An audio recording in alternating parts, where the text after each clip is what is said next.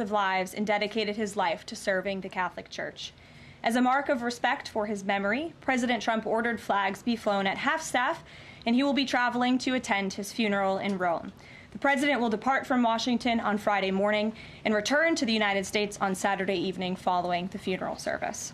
I can also confirm the dates of the president's trip to the Middle East.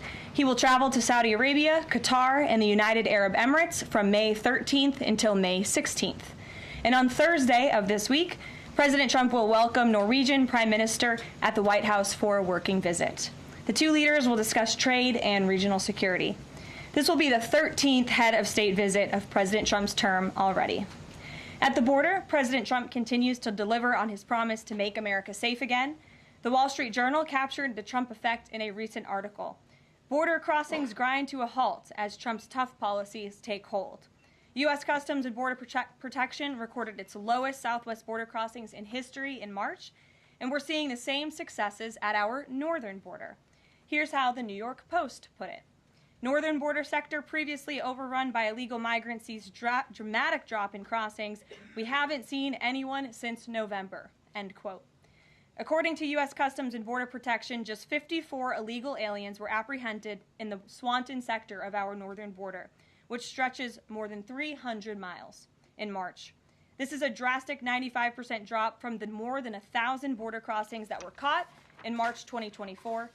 This is a main hotspot area that recorded more than 80% of all apprehensions along the northern border during the 2024 fiscal year. And new reporting from the Washington Times fully highlights the difference in Joe Biden's disgraceful approach to the border compared to President Trump's. Under Trump, border catch and release has dropped 99.99% from worst Biden month. You can't get much better than that. This statistic in particular is astounding.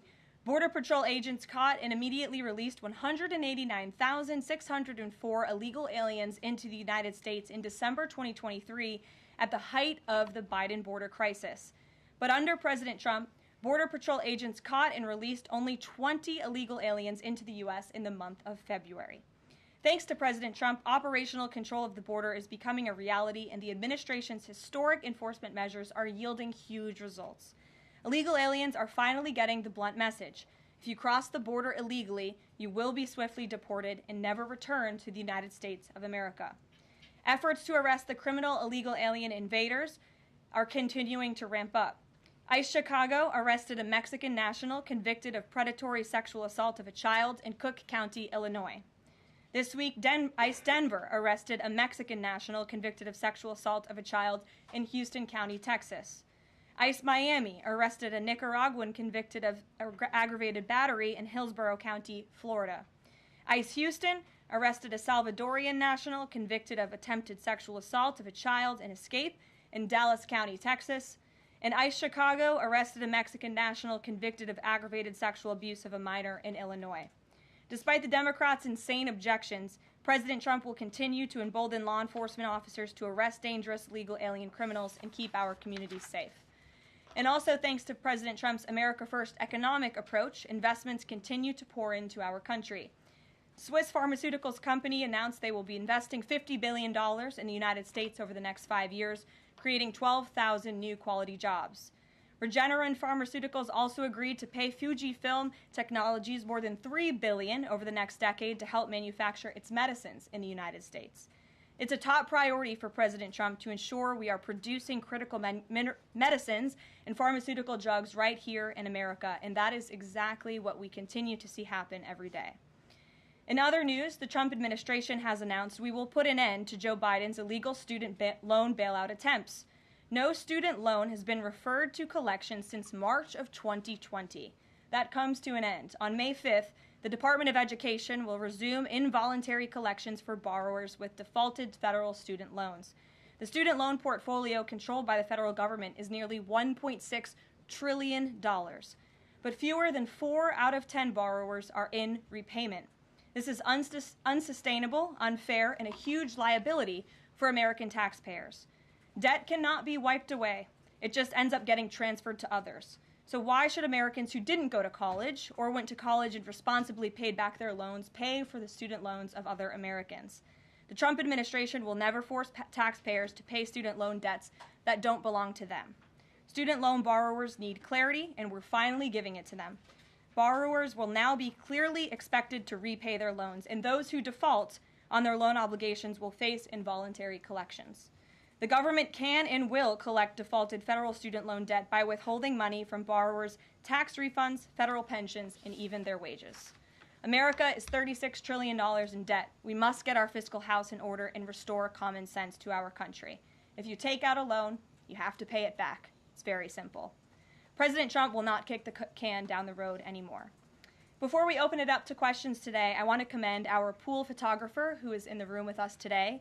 ABC News photojournalist Melissa Young is retiring after 44 incredible years on the job, covering here at the White House.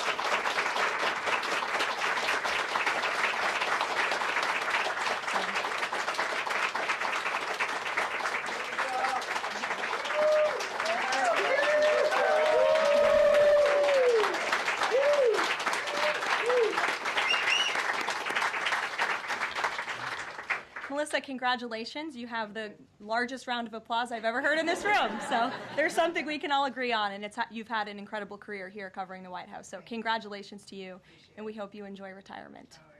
I'm sure you will. And everybody else in the room will be very jealous of you as you're enjoying your rest. All right, let's get to it. We have an individual in our new media seat today. His name is Tim Pool. He's a political commentator and a media entrepreneur with millions of followers, a very big platform. Currently hosts Timcast IRL, a daily news and discussions show, and The Culture War, a weekly podcast exploring cultural and political issues. His programs feature in-depth conversations on topics such as free speech, censorship, identity politics, and societal change, often engaging with a diverse range of guests. He's in Washington today because we are also hosting a local media row across the street in the Eisenhower Building, which is a testament to our commitment to bring new voices into the White House to cover the president and this administration. So, Tim, why don't you kick us off today? Yes. Many of the news organizations that are represented in this room have marched in lockstep on false narratives, such as the Very Fine People hoax, the Covington smear, and now what's being called the Maryland Man hoax, where an MS-13 gang member adjudicated by two different judges, I believe, is just simply being referred to as a Maryland Man over and over again. Now, in an effort from the White House to expand access to new companies, you've created this new media seat. So I'm wondering if you can comment on following this expansion, you've had numerous outlets disparage the companies that you've had sit here, as well as the reporters. I'm wondering if you could comment on the unprofessional behavior, as well as elaborate if there's any plans to expand access to new companies. Sure. Well, we certainly welcome diverse viewpoints in this room, which is one of the reasons we have you in here, and there's many new faces in this room in comparison to the previous administrations. We want to welcome all viewpoints into this room. We welcome unbiased journalists who really care about the truth and the facts and the accuracy, and you rightfully pointed out the Maryland Man story, which I, from this podium, when The Atlantic published it, on that very first day, I came to this podium and said, this is wrong. The press in this room have this story wrong, and we have seen more and more evidence come to the table that we have had all along. We were always right. The president was always on the right side of this issue to deport this illegal criminal from our community. And it is despicable to see the media continue to refer to this individual as someone who is just a peaceful man living his life in Maryland. This was and always has been an illegal criminal, an MS-13 gang member, and a designated foreign terrorist. And the administration maintains our position to deport these individuals from our community. So thank you for being here, Tim. It's great to see you. Thank you. Dasha, why don't you kick us off? Thank you, Karoline. You're welcome. I really appreciate it. I have two questions, one on the Pentagon and another on the economy. You said on Fox News that the entire Pentagon is working against Secretary Hegseth, but the people who were fired were Hegseth's own guys. So how do you square that, and what do you say to concerns that that's bad management? They were Pentagon employees who leaked against their boss to news agencies in this room. And it's been clear since day one from this administration that we are not going to tolerate individuals who leak to the mainstream media, particularly when it comes to sensitive information. And the Secretary of Defense is doing a tremendous job. And he is bringing monumental change to the Pentagon. And there's a lot of people in this city who reject monumental change. And I think, frankly, that's why we've seen a smear campaign against the Secretary of Defense since the moment that President Trump announced his nomination before the United States Senate. let me reiterate, the president stands strongly behind Secretary Hegseth in the change that he is bringing to the Pentagon, and the results that he's achieved thus far speak for themselves. Is there an FBI investigation into the leaks? The secretary said that these people would be prosecuted, so is the FBI investigating? You'd have to ask the FBI, you have to ask the Department of Justice on what they plan to do, but certainly we take leaks with the utmost seriously across this administration. You've seen people fired from the Department of Homeland Security. The president has made it clear it's an unacceptable behavior. And on the economy, Caroline, Peter Navarro said that it's perfectly possible to do 90 deals in 90 days. We haven't seen one just yet. How soon might we see a deal, and what evidence can you share that progress is being made in these trade negotiations? Sure. Well, I spoke to our entire trade team this morning. There is a lot of progress being made. We now have 18 proposals on paper that have been brought to the trade team. Again, these are proposals on paper that countries have proposed to the Trump administration and to our government. You have Secretary Bessent, Secretary Lutnick, Ambassador Greer, NEC Director Hassett, and Peter Navarro, the entire trade team, meeting with 34 countries this week alone. We are moving at Trump speed to ensure these deals are made on behalf of the American worker and the American people. And just yesterday, it seemed to get a little bit lost in the news, and I think it's a disservice to the American public that it did. The Vice President announced terms of reference for a trade deal with India. That is a big deal. We know when we look at the numbers, the monetary trade barriers and the non-monetary trade barriers from India, they have been ripping off the United States and American workers for a very long time. So the fact that the Vice President with Prime Minister Modi on that trip in India announced these terms of reference, which is essentially a framework to move the ball forward to sign a good trade deal between our two nations, is great progress, and it speaks to the work ethic and the real labor that's being put into this effort by the president's trade team. Sure.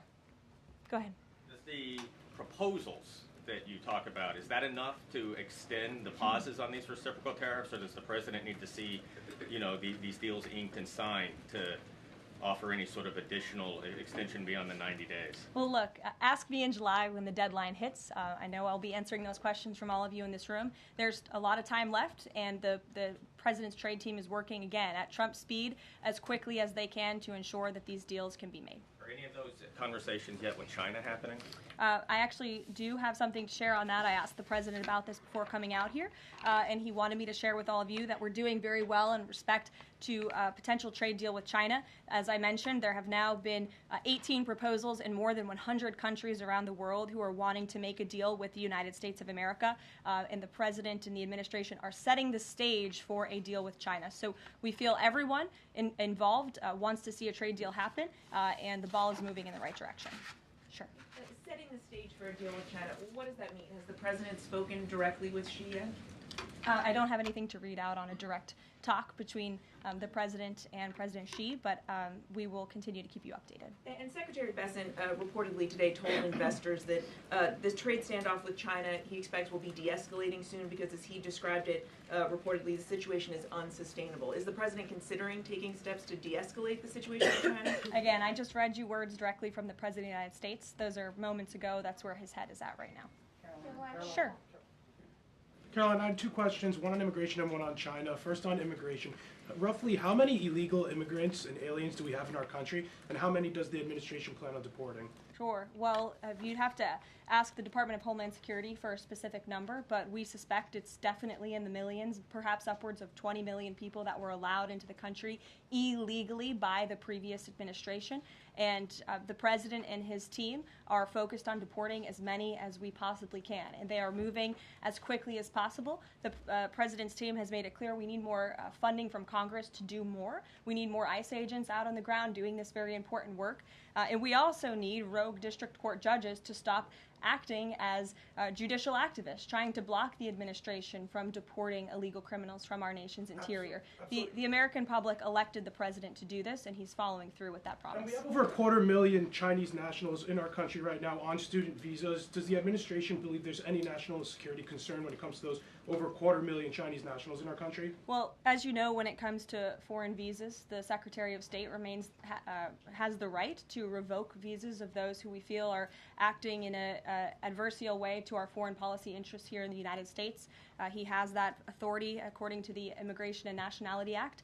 So I would defer you to the State Department for any individual case, but they are looking at individuals who are given the privilege of being on a visa in our country, and if they are acting, again, adversarial to our foreign policy interests, their visa can be revoked, and they should be aware of that. Sure. Go ahead. Yes. I'm calling on you. Thank you, Caroline. You're welcome. Over the last few weeks, several countries have warned their citizens about travel to the U.S., and the Department of Commerce's own stats know that from a lot of countries, the number of visitors is falling. Does the White House have any message for people that might be reconsidering business or tourism travel to the U.S.? Where did you see that report? With the statistics coming from the Department of Commerce. Said what? It's hard to hear you. Sorry.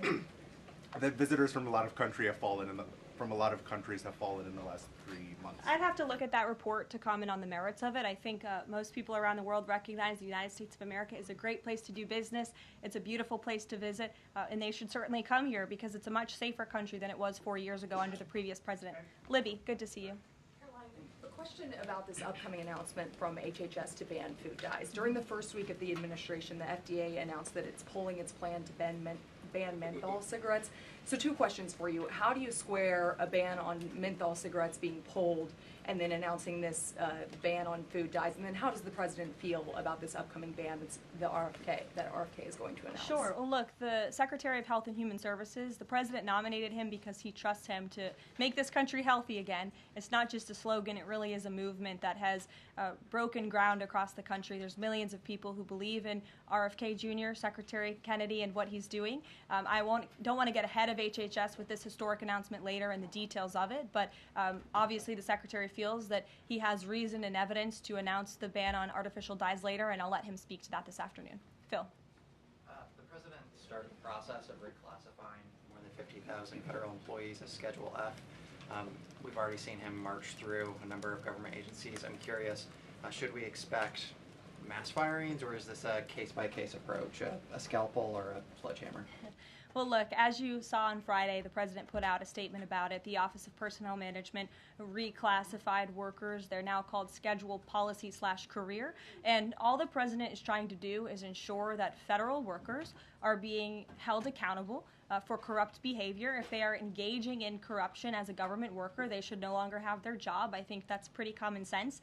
He also believes that bureaucrats should be acting in accordance to the will of the American public, who duly elected this president. Not just this president, but all future presidents. If you work for the government, you should be adhering to the will of the American public and advancing the administration's goals and interests. And if you are not doing that, then you should go find another job whose interests you align with. So as for specific firings, I would defer you to the specific agencies, but the president in this move and Office of Personnel Management, it will make it easier to get rid of rogue bureaucrats who are engaging in corruption. And then another quick question about Sure. Google, real quick. A federal court ruled last Thursday that Google's dominance of online advertising and ad tech markets violated U.S. antitrust laws.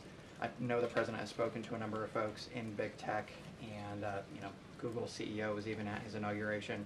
I'm curious, what is the president's reaction to that court ruling? I'll have to ask him, and I'll get back to you, Phil. Thank you, Caroline. You're welcome. John. Thanks a lot, Caroline. Some economic questions for you. Kevin Hassett has been a key economic advisor to the president in both of his terms. In 2022... And he still is. And he still is. He was just in my office. Absolutely. In 2022, he said that the independence of the Fed is super important. That's a direct quote. Is that something that the president subscribes to? Does he still believe in the independence of the Federal Reserve? Well, look, I think the president has made his position on the Fed and on Powell quite clear.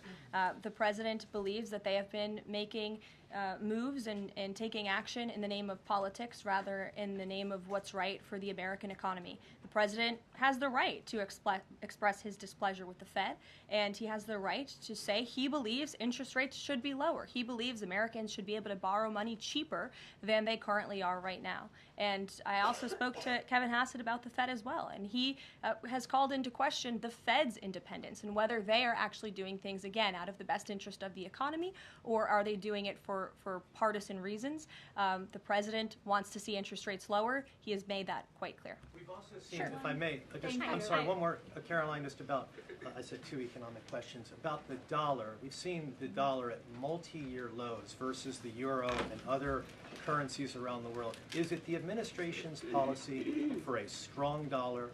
How does it view the dollar versus other currencies around the world? The president wants to see the dollar remain as the world's reserve currency for our long-term fiscal stability and our economic growth. He's been quite clear about that. Sure. 2 questions. And then to the woman behind you, who I haven't seen before, welcome. Go ahead, Mary. Earth Day and then the Supreme Court, if that's okay. That's right. It's Earth Day. Yes. Happy Earth Day, everyone. I saw the president truthing about the garbage pileup from China in the Pacific, and then I believe Lee Zeldin is headed to San Diego to investigate the pile of sewage from Mexico. Can you speak to what the White House has planned for Earth Day and anything in that arena? Sure.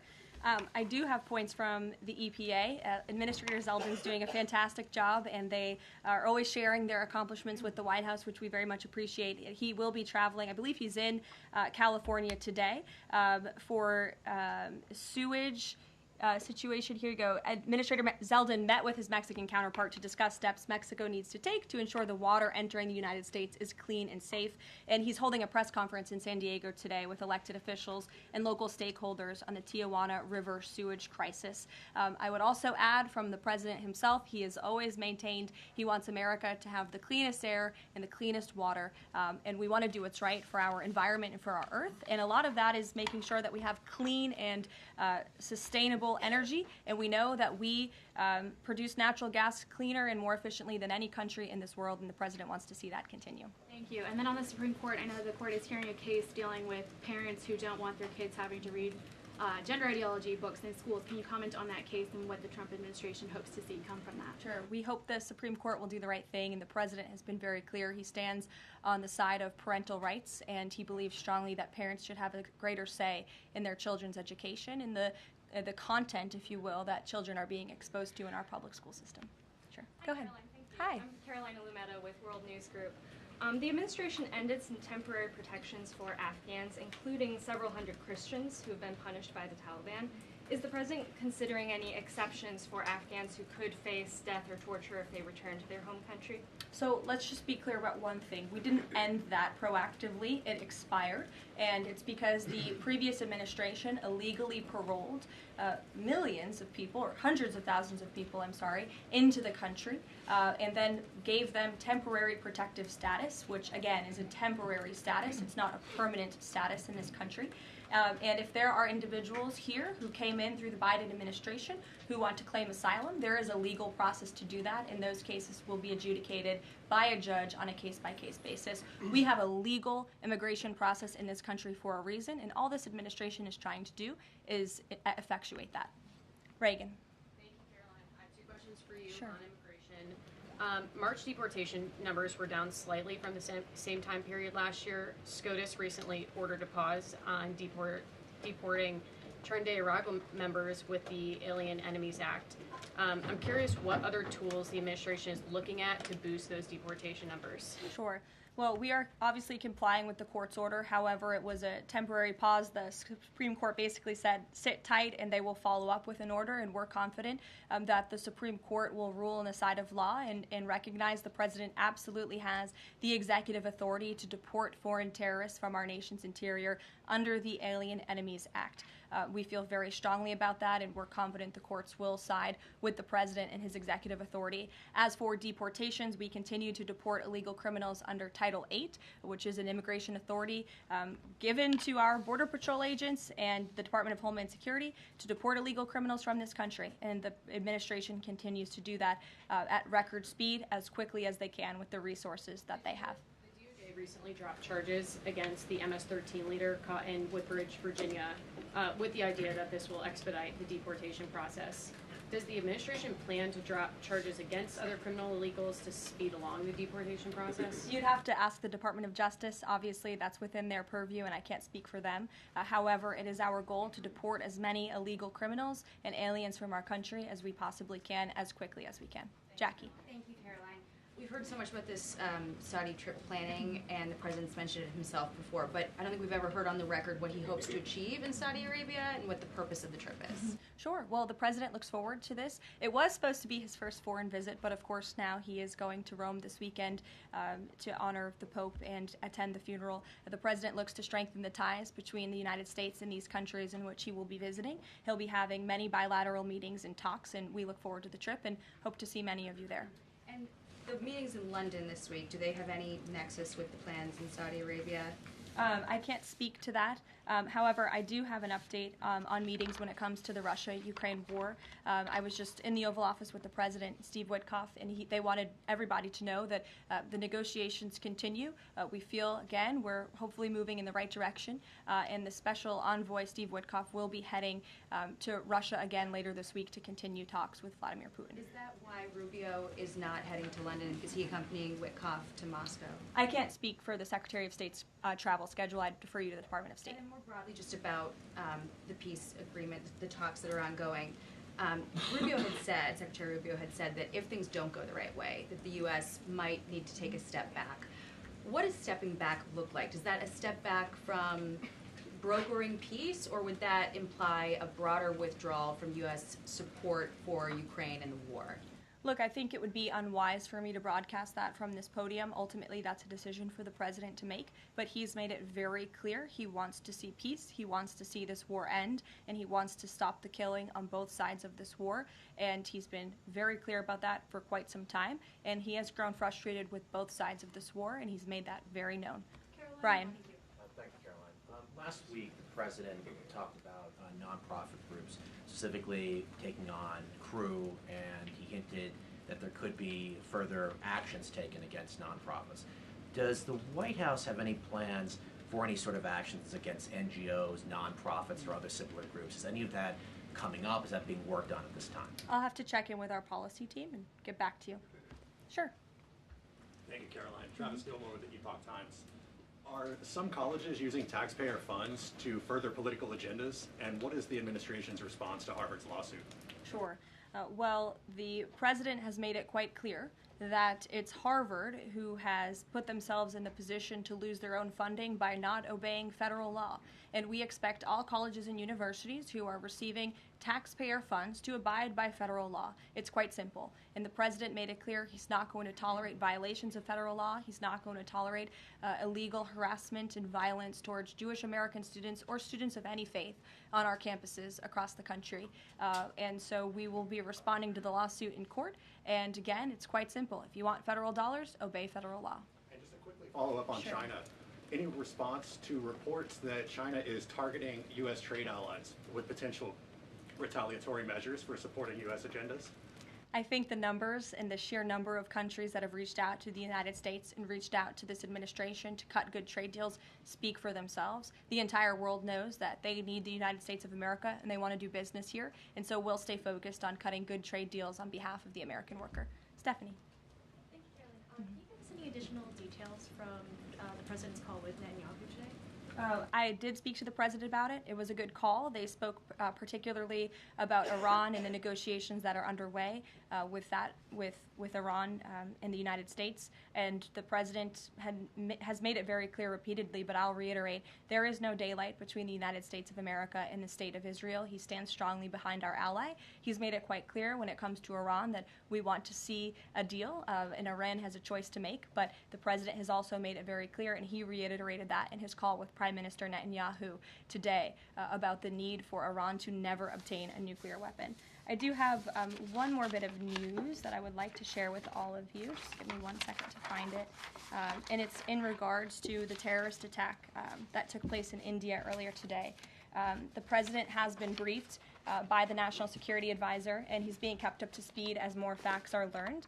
What we know already is dozens were killed and even more were injured in a brutal terrorist attack in a popular tourist location in South Kashmir. President Trump will be speaking with Prime Minister Modi as soon as he possibly can to express his heartfelt condolences for those lost. And our prayers are with those injured and our nation's support for our ally, India. These types of horrific events by terrorists are why those of us who work for peace and stability in the world continue our mission. So we'll give you a readout of that call later this afternoon. There's a lot of work to be had. You may hear from the president later this afternoon as well, and we'll see you all later. Thank you. Were any Americans among those dual American citizens? We'll keep you posted.